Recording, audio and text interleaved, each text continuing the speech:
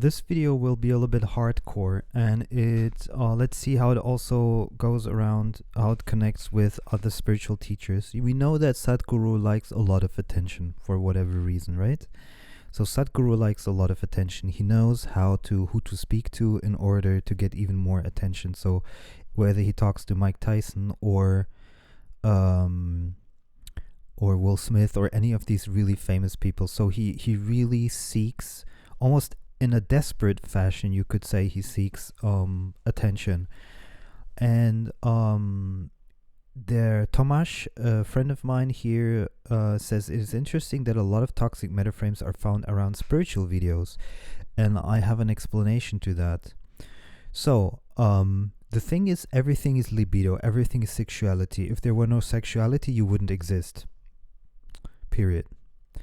So you're in effect a product of sexuality, of an attraction between two adults.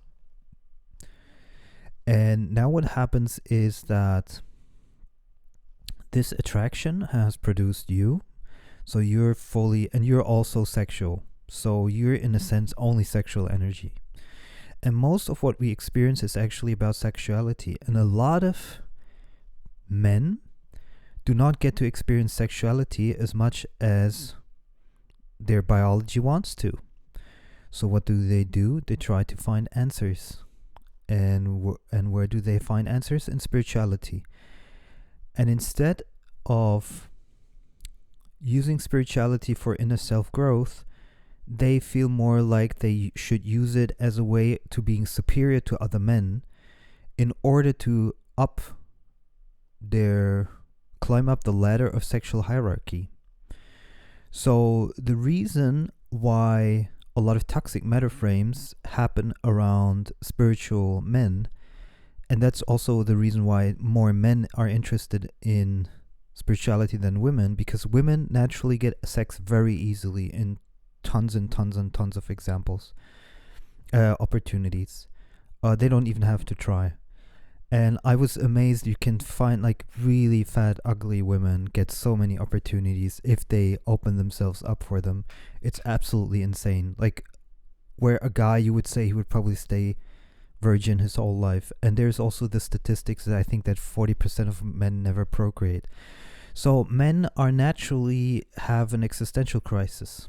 I mean, I don't have children, and I haven't had a female partner for 4 years.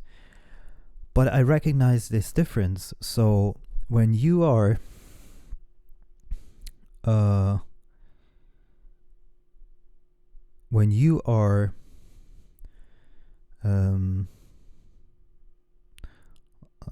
just give me a moment. So when I speak, for example, about spirituality, I'm going to receive a lot of toxic metaframes from guys, so a lot of like pushing down, pressing down, and so forth, because they want to assert their sexual hierarchy over me over the internet, which is completely stupid and idiotic, but it's just a biological function.